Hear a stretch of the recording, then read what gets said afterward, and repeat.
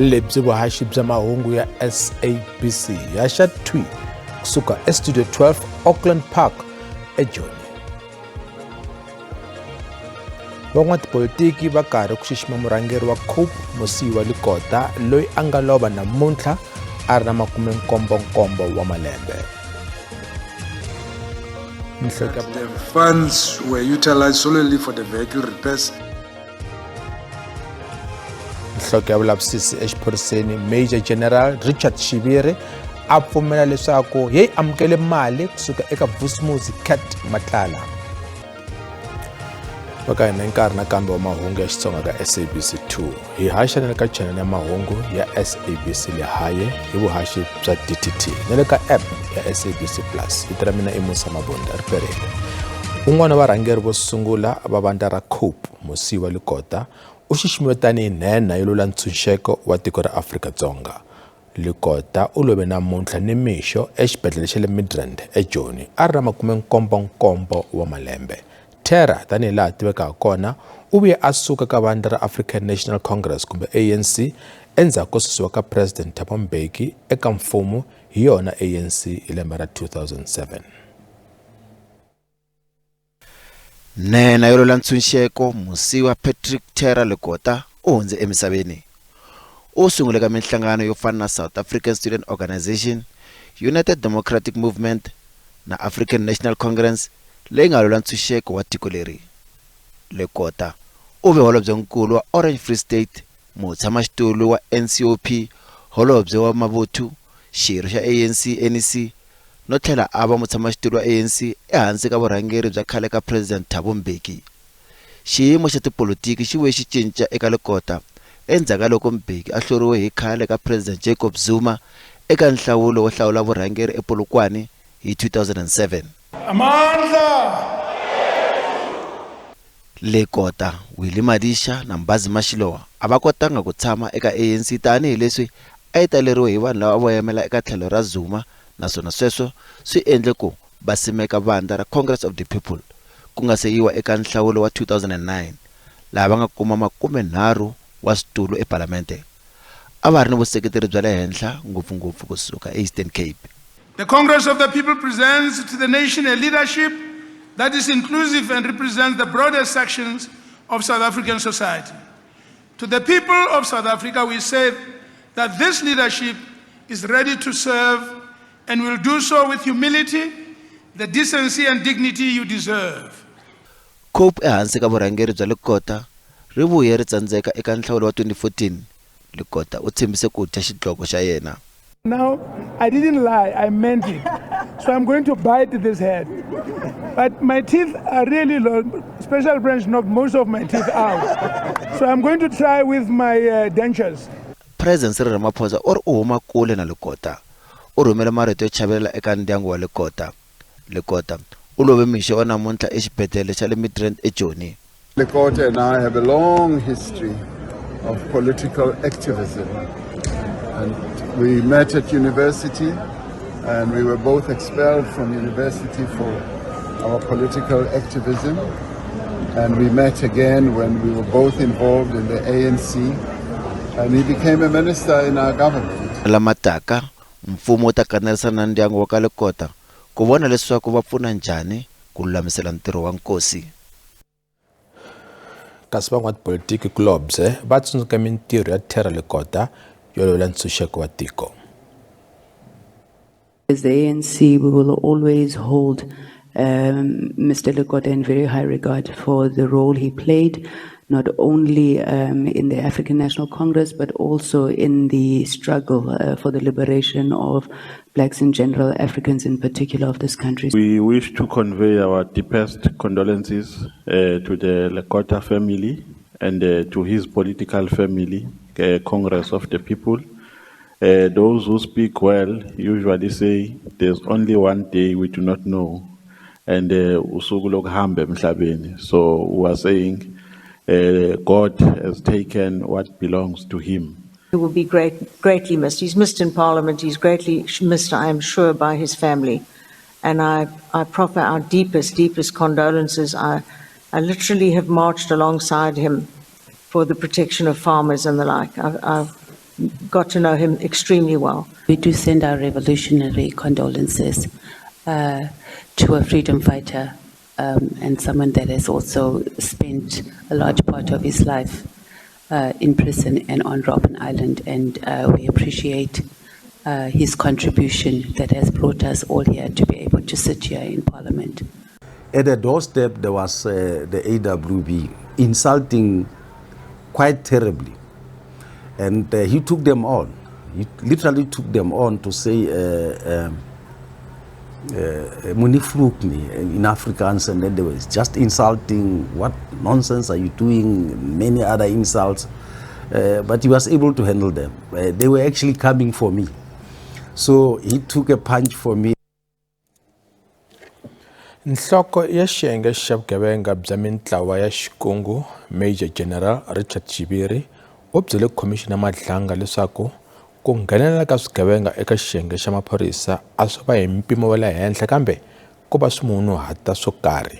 Chiviri na yena hi yexe u yimisiwe entirhweni mayelana na swihehlo swa ku va na vuxaka bya manyala na swigevenga. U hehliwa hikuva a amukele mali kusuka eka Vusimuzi Cat Matlala loyi a vuriwaka ku va xin'wana xa swigevenga swikulu laha tikweni. Chiviri a nyika vumbhoni eka ntshamo Khomixini ya Madlanga ePitori. Major General Richard Chiviri wa pfumela ku mintlawa ya vugevenga yi nghene hi matimba eka swiyenge swa nawu leswi katsaka SAPS, JMPD, MPA, State Security Agents na swin'wana swiyenge swa nawu. Based on my experience in the execution of my official duties, intelligence received from registered sources, crime intelligence reports, information derived from investigated case dockets, community intelligence structure, it is my considered professional view that in some instances criminal syndicates have infiltrated or exerted influence within the law enforcement structure.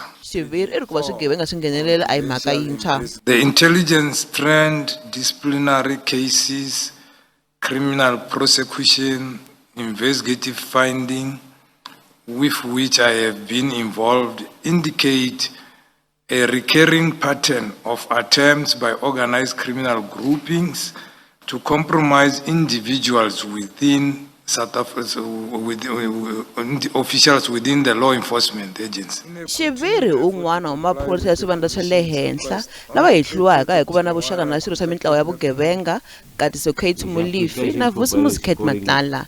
Chiviri u hehliwa hi ku amukela mali ya ntsengo wa 80 wa magidi ya tirhandi kusuka eka Matlala. Kambe Chiviri u ri mali nga nghena eka akhawunti ya n'wana wakwe a ku ri xikweleti tanihi leswi a nga ri na ntshikelelo wa swa timali endzhaku loko n'wana wakwe a humelele nghozi ya movha.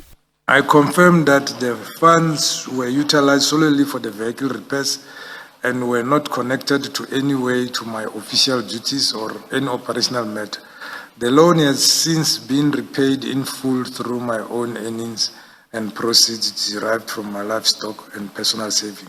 Chiviri u tlhela a kaneta ku u ve na nhlengeletano na mbhoni A na mbhoni B hi xikongomelo xa ku lava ku fambisa develop ta mali ya coco ntshamo wu yisa emahlweni.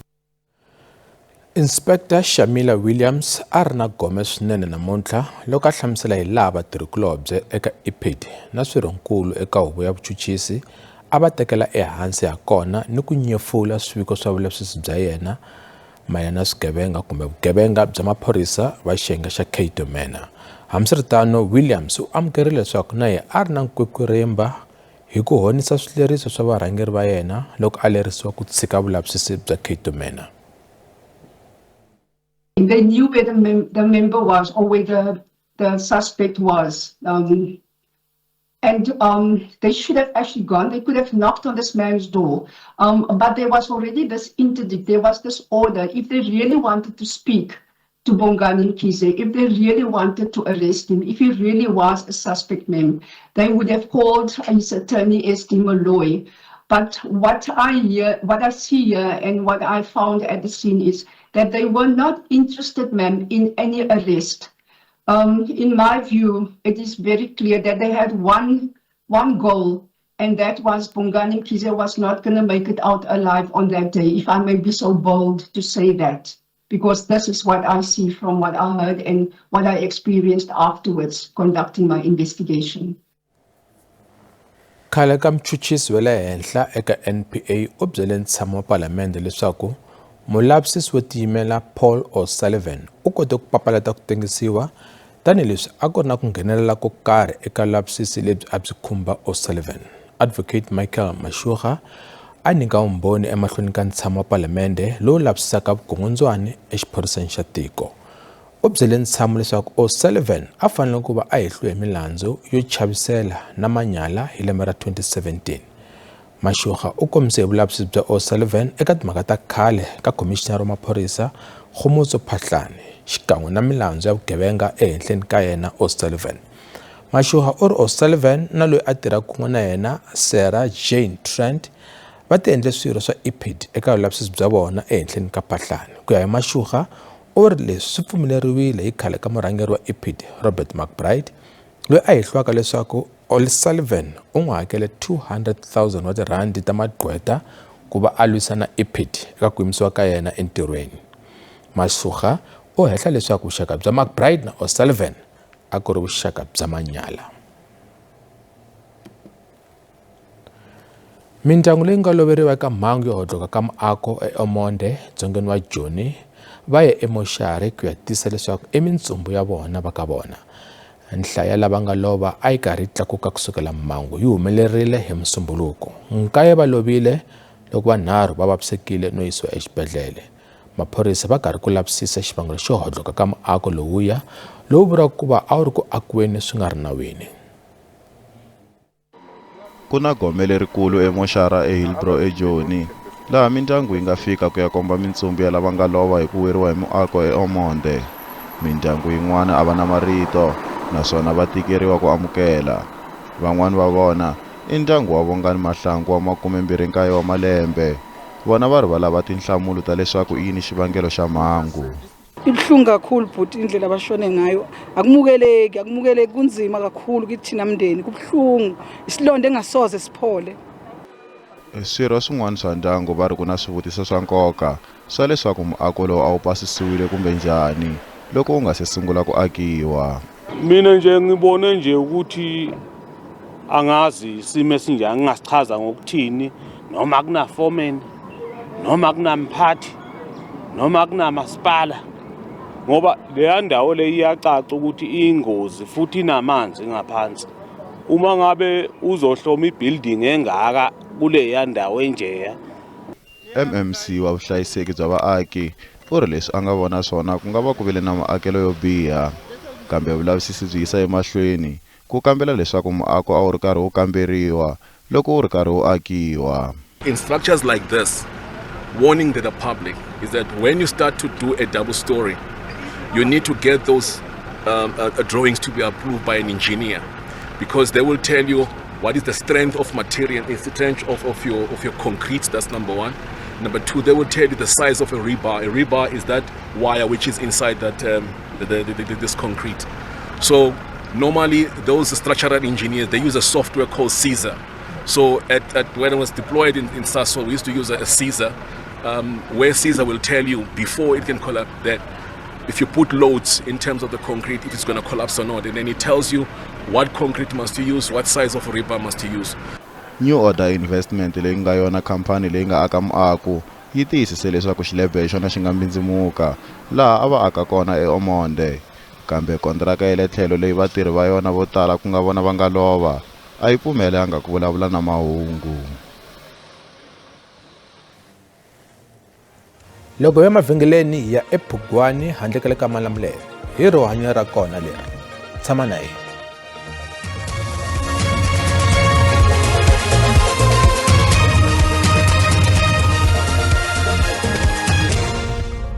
Malangita mahungu ya SABC. Nyimpi ya Amerika kun'wana Israel ehenhla ka tiko ra Iran se yi nghene ka siku ra vuntlhanu.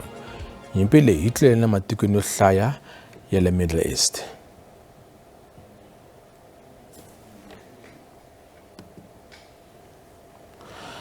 Vaaki va le Phugwani kusuhi na le ka Malamulele va ha kuma mati kusuka emilambyeni na le swihlobbyeni. va ri mati lama taka hi phayiphi yikulu kusuka edan'wini ra Nandoni ya hela eka Malamulele hala mugangeni eka vona le Ntlhaveni a ma fiki. Endzhaku ka malembe ya 32 ya xidemokirasi, vaaki va le mugangeni wa ka Phugwane eka Malamulele va ha siyerisana mati na swiharhi swa nhova. Va teka nkarhi va karhi va cincana ku ka mati tanihileswi va nga riki na mati man'wana. Va ri va hetele ku vona tiphayiphi ti huma mati hi lembe ra 2019. Mati ya xihlovo lama tikomba ku ya fana na masi loko u ma languta se ma nwiwa ku sweka no hlantswa. Leswi lerisaka ku vaaki va nga ha khoma hi mavabyi. Miganga ya le kusuhi leyi na yona yi nga na swiphiqo swa mati yi katsa Green Farm, Mngomgomo na Ntlhaveni. Hi ku ya hi hlayiseko wa laha hi nga kona hi ku hi le nhoveni loko ri pela hi famba hi ya kaya mati ma va ma thyakini ma thyakisiwa hi swiharhi. Eka mati la xihlobyeni hi mhaka ku a hi na mati i khale hi ri karhi hi ri hava mati. Swirho swa komiti ya mati va ri matshalatshala ya vona yo kanerisana na swiyenge leswi nga va pfunaka a hi tsalanga mihandzu. Va hi kombisini ku i ntiyiso va ta hi borhela mati hi July ya 2024 a hi ma kumanga. Hambi swi ri tano a hi wanga matimba hi amahlweni na vaakatiko va hina na komiti ya hina laha hi nga famba ku ya tlhelela kambe kwele a ofisini va hi bribe hi ku hi tisela swifunda mi kuma ku endzhaku ka 3 months xo ta kan'we va hi chichela mati hi kuma mati mo nandzihanyana. A hi va nga na problem na swona hi landzelelisa up until lembe leri nga hundza hi hlangana na challenge kambe ya mati. Masipala wa xifundzatsongo xa Vhembe va ri ku na swiphiqo swa mpimanyeto leswi nga endla ku va hluleka ku borhela vaaki mati malembe ya 2 lama nga hundza.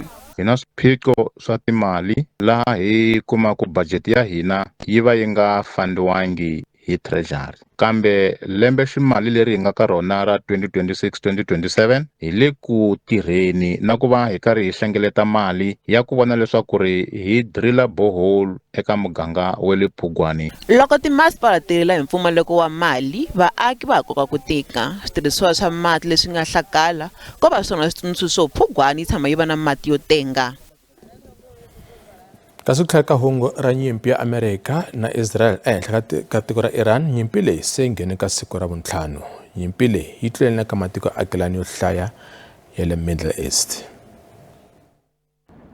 Khampani ya vutleketli Transnet va ri a va se vona ku tlakuka ka xihatla eka swilaveko kambe va ri a va se va ni ntiyiso leswaku swikepe swi ta cincela eka nhlaruko ra vona eCape Town. Mixo wa namuntlha President Cyril Ramaphosa u byele SABC leswaku misava yi langutane ni nkarhi wo tika swinene. Well, in the end, whenever there's turmoil around the world, we always find that we in the South become a safe passage. And we will give safe passage for goods and for ships that can come via our shores. So we are so safe and solid when it comes to that. Vulawuri bya nhlaluko va ri va na endlele ra kona leri va nga ha ri tirhisaka ku pfuneta ku antswisa vukorhokeri bya ku fambisa nhundzu hi le lwandle. Ku tlhelela eMiddle East, Lebanon na rona se ri nghenile eka nyimpi ya Israel na Iran. Mavuthu ya nhlangano wa Hezbollah va sungule ku copa miseve ehenhleni ka Israel. Israel ri titlherisele hi minhlaselo ya tibomo ta swihahampfhuka entsinda wa Lebanon Beirut. Leswi sindzise vaaki ku baleka emakaya ku ya kuma vutumbelo. Lexi vindzini xa nyimpi ku nga ntsinda wa Iran Tehran vaaki lava nga khumbeka va karhi ku vonaka eka tinhlengeletano ta swikhongelo switarateni swa dorobankulu. Eka un'wanyana wa miako leyi nga hlasela hi Israel ku lo sala ntsena maguvati ya makhumbi lawa ya nga wa kambe mujeko wa tiko wa karhi ku haha emoyeni nakona vaaki va sungurile ku susa malakatsa lomu switaratini.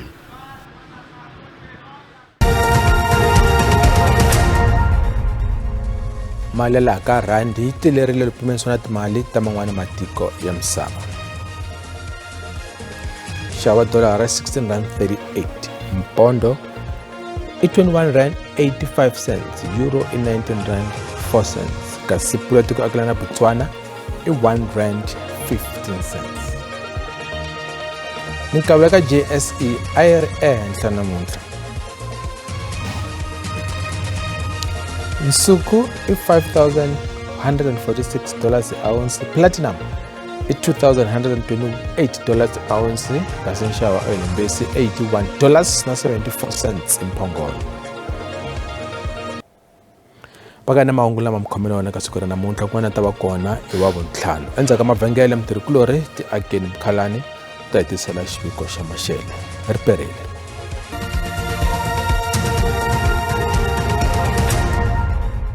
riperile a langutiseni leswaku maxelo ya tshamise ku yini madyambu ya namuntlha ku langutele mpfula leyi nga ta va yi ri kona kwala xifundzenikulu xa Limpopo, Mpumalanga kasi na tindhawu tin'wana ta xifundzenikulu xa Gauteng leyi nga ta va yi famba ka 60 wa ti-percent kasi loko langutisa kwala Northern Cape kasi nakona ku languteliwe mpfula loko langutisa kwala Eastern Cape kasi kona ku languteliwe mapapa lama nga ta va ma ri kona kasi mundzuku nakona mpfula yi ta va yi kha emahlweni loko langutisa kwala xifundzenikulu xa Northern Cape, Free State kasi na tindhawu tin'wana ta Eastern Cape ku languteliwe 80 wa ti-percent kasi loko langutisa kwala xifundzenikulu xa Limpopo kasi kona mpfula yi ta va yi kha emahlweni yi kha yi famba ka 60 wa ti-percent a langutiseni leswaku vavumbi va maxelo va hi lemukisa leswaku ku ta va ku ri na mpfula ya tilo leyi nga ta va yi ri kona kwala xifundzenikulu xa Mpumalanga kasi loko langutisa kwala Northern Cape kasi nakona xilemukiso xa mpfula ya tilo xi ta va xi ri kona kasi mundzuku nakona xilemukiso xi ta va xi kha xi ya emahlweni kwala Northern Cape tindhawu tin'wana ta Free State lexi nga ta va xi kha xi famba ka level 5 kasi loko langutisa kwala xifundzenikulu xa KwaZulu Natal nakona ku langutele xilemukiso xa mpfula ya tilo a langutiseni leswaku maxelo ya tshamiseke ku yini kwala xifundzenikulu xa Gauteng kasi kona ku langutele timpfula eka tindhawu tin'wana Pretoria 26 kasi loko langutisa kwala Johannesburg yona yi ta va yi kha yi famba ka 24 wa ti-degrees loko langutisa xifundzenikulu xa Limpopo kasi kona ku langutele maxelo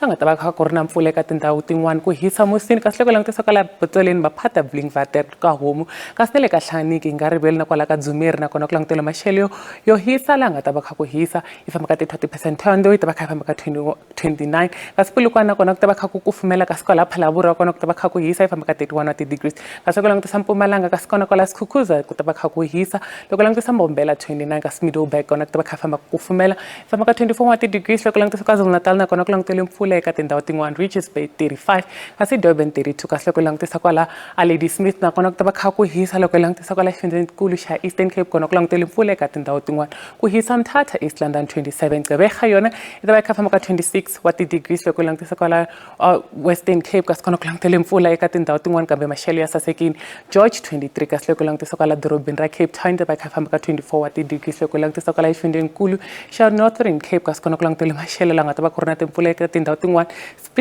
Springbok 25 kasi Upington ku hisa loko langutisa Kurumani yona yi ta va kha yi kufumela famba ka 25 wa ti-degrees loko langutisa kwala Free State kasi kona ku langutele mpfula eka tindhawu tin'wana Sasolburg 25 kasi loko langutisa Welcome 29 kasi Bloemfontein kona ku ta va kha ku kufumela yi famba ka 28 wa ti-degrees kasi loko langutisa kwala Northwest kasi kona ku langutele mpfula eka tindhawu tin'wana loko langutisa kwala Rustenburg 25 kasi Mahikeng kona ku ta va kha ku kufumela loko langutisa kwala Tusker kona ku ta va kha ku kufumela yi famba ka 28 wa ti-degrees kasi leswi a hi mi khomisa swona eka maxelo ri perile.